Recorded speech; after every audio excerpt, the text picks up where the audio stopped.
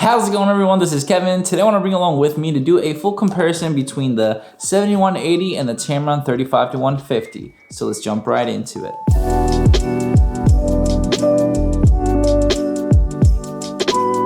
So ever since I posted about the 35-150, I've been asked a lot from you guys questions regarding the weight. How does it compare to the 28-75 and the 70-180? Is it worth the price? Should I get the 70-180? Things along that basically I wanted to kind of, dive into further to really just give you the information that you're seeking when it comes down to this lens. So I personally thought it would be a great idea to make a comparison basically video when it came down to just seeing the, more telephoto side of the 35-150 to the 70-180, mainly because the 28-75 from Tamron is a phenomenal lens, but most of you wanted to see the telephoto part of this lens, and since it starts at 35, I guess it makes sense. So we're just, gonna dive into a couple of tests that I have personally in mind. And knowing that it's harder to get the 35-150, it also makes sense to kind of compare it to the 70-180 since it's more readily accessible, and also the 28-75 is readily accessible. Now, one straight thing off the bat for myself with this test is that obviously, the 35-150 offers more of the broader focal range compared to the 70-180, but I still wanted to kind of just test out a couple of these tests that will help you out in deciding if you should get the 70-180 or the 35-150. So I have three major tests that I want to do between these lenses. The first one basically is going to cover how well the autofocus between these two lenses work with photo and video, just to kind of test it out to see, if one is superior than the other or if they're very similar, and see what comes of that. And I also want to compare the photo and video kind of quality of the file sizes from these ones to see how well they work. Is one sharper than the other one, or is it not really that much different, and see if it makes a huge difference having this lens or that lens. And finally, I want to compare also the ease of use and portability when it comes down to these lenses, since basically they're both kind of little chunky boys, but we'll see what makes sense when it comes down to the testing.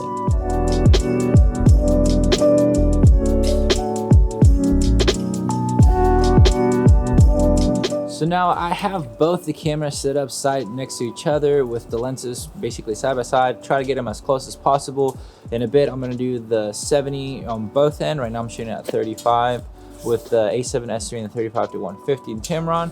The A7 IV is gonna have the 70-180, and I think it should be a fair comparison because both cameras have phenomenal autofocus. So we're just gonna, test it out like this, because I was gonna do one after each other, but as you see, the weather isn't so nice today, and I still wanna get this done today because you gotta just stay consistent.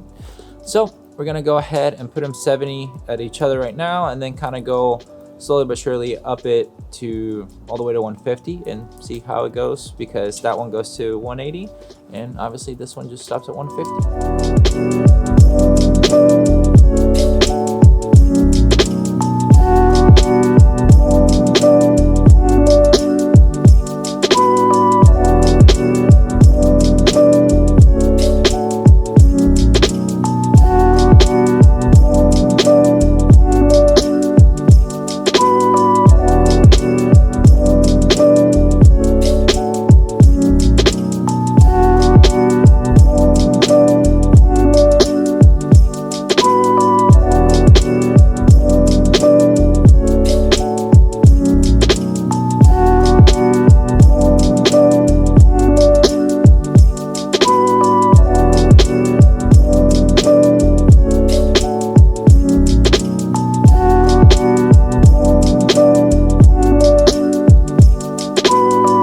So I have to use my phone for a second, so don't mind that, but that's how I've been doing the testing right here, just setting it up and just kind of focusing on where I think it'll be best for me to be at, and just taking the videos that I want to take. And now we're going to move on to some photos. So now we're going to do photos with the autofocus as well, and also basically just to check out the quality. So we're going to start off just doing only the A7 IV this time, and I'm going to do with both lenses. I'm only going to shoot at 70, 100, 135, and then the 150, just to kind of not go in the in-between kind of thing. But that'll be pretty much it. So we're going to go ahead and take some photos.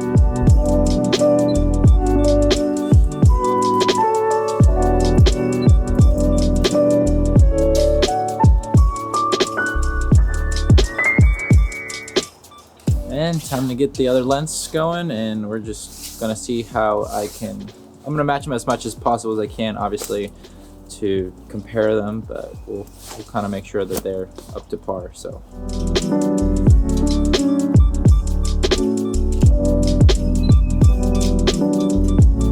now we're done taking the photos. Here are all the ones that I was able to take, and I'm gonna put them side to side as well so you can check them out and see the quality of them, see if you notice much. Obviously compression with social media is what it is, but at least you're able to kind of look into them. If you want to see the full rest photos, basically like that, I'm gonna post them on my Twitter and on my Instagram if you want to go check them out. And if not, you can ask me for them. I'm more than happy to send them your way. And if I guess a lot of people really want to see the edited versions of them, then I can post them maybe down below as well on a link. If you guys really request that, just let me know.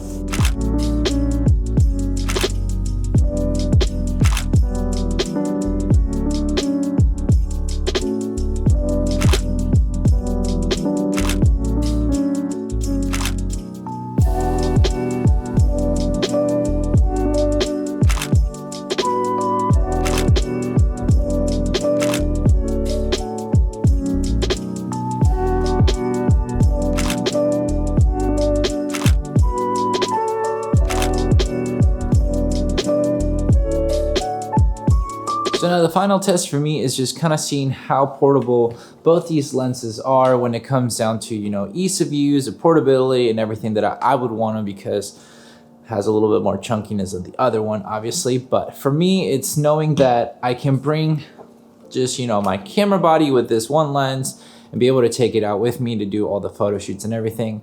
Despite of the weight of it, in reality, to me personally, I don't think there's that much weight difference in the aspect of this one to that one. I can tell that this one's heavier with the 35-150, but not heavy enough that it would justify me saying that this one is so much better because the 70-180 is a little bit lighter. You have to keep in mind with the portability is that now I'm gonna have to bring two lenses to basically justify the focal range of the 35-150 to 70-180. Now I'm gonna have to add my 28-75 or 24-70, because to be able to compare with the wideness of a 35 at f2, might I add, it just makes it a little bit harder to justify saying that this one would be better, because the 70-180, it is a little bit lighter and less thick. Obviously, if you can kind of see it right there, it's nice and I guess not as thick. But the problem with that too is now you're having to bring two lenses. So by the couple of grams that you're saving on this, the weight spectrum of these lenses, for me, the ease of use of the 35-150 to the 70-180 is just a broader and easier range, I guess, because now I can keep one lens on at all times for the 35 range all the way to 150, and I don't have to change in between like how I would if I want to go past the 70 range of the 28-75 or 24-70 kind of aspect, because now I would have to go to a telephoto lens with a 70-180. And for the 30mm range that I would get with the 70-180 at the 180 mark versus the 150, I can sacrifice that because I tend to shoot more wider with a 35 than going more telephoto with a 180. So for example as well, if I want to bring my camera back, which this is kind of empty right now, but in reality, this is how it plays out. I usually put my A7 IV or A7 S3 there. I bring my 35-150, put it right there, and I still have all this space now to fill up with whatever I need. So the portability of the 35-150 is actually pretty great, because I also, for example, have my 17-28, which I'm filming on currently. I have the Sony A7 S3. I can also bring my drone and everything. Because if I were to bring this lens, the 70-180, now I have to consider even if I take this one out and put it here, now I have to put another lens right there that wouldn't be with the 17-28, and then I can't use maybe this section over here, or I can't bring a drone because I'm having to bring now 3 or 4 lenses depending on what I need. So the portability with a 35-150, it allows me to kind of get rid of that third lens and just condense it down to having just my 2 lenses that are very well weight distributed, so that whenever I'm traveling, it's not as hard or badly on my back, and I'm able to just have everything covered with 1 lens for my photo needs and then my other one for my video needs with these kind of vlog style. So for the win for me, I would still give it to the 35-150 because you get more focal range for the bang for your buck, because not only that you would have to have the 70-180, you would have to get another lens to justify the focal ranges. So this is like $1,900 or so. This one's like $1,200. So now $1,200, and then you have to go get a 28-75, which are like $800-ish. You start adding more to it. So if you can wait and be patient, I would say the 35-150 is a no-brainer. But that's just me. Well, you've seen the footage, you've seen the photos. I've reviewed it myself after using both these lenses, and I can honestly tell you that I don't see a huge major difference from both these lenses, especially once you get to like past the 70 range, because in reality, this lens at 70, it's at 2.5, I believe it was, and then obviously this one's 2.8. So from there on, everything stays about the same with the 2.8 once you get past the 70. So you're gonna have the same aperture in that aspect. For me, both of them were very sharp. They kept up with the autofocus, what I was seeing. So nothing majorly like that I was like, hey, you know what? It's so much worth it to get this one over this one or this one over that one. The one obvious thing that I will tell people is that, well, the 35-150 has a broader focal range with the 35-150. You get more telephoto with this one, and for, you know, the size of them, it doesn't really matter.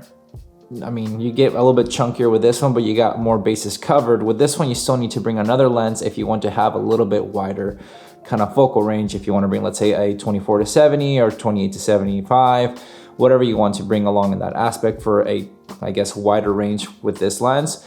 But it's all up to you really what you want to. I know a lot of you have asked me if it's fine to just get this one instead of this one, since this one's a lot harder to get right now. It's really your decision. If you're not able to wait and you want to get something that is still a great telephoto lens, well, this one is a phenomenal lens, and you can pair it with a 28-75 if you want to have basically all the ranges covered. The one advantage that the 35-150 has is, well, it's an f2.8, and if you get a 20-75, you'll still have a 2.8.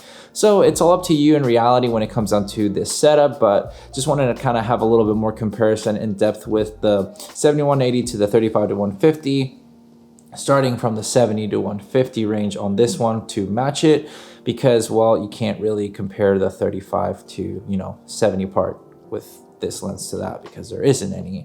I could pair it up against basically the 20-75, but I mean, at the end of the day, most people have asked me more about the 70-180 compared to this one for the telephoto aspects, which my assumption is that they already have a 24-70 kind of range lens. So hopefully it'll help you out in your decision when it comes down to choosing whichever one of these 2 lenses. But with all that said and done, guys, thank you so much for watching this video. Make sure to like and subscribe, share this video with a friend. I'll catch you guys in the next one. See ya.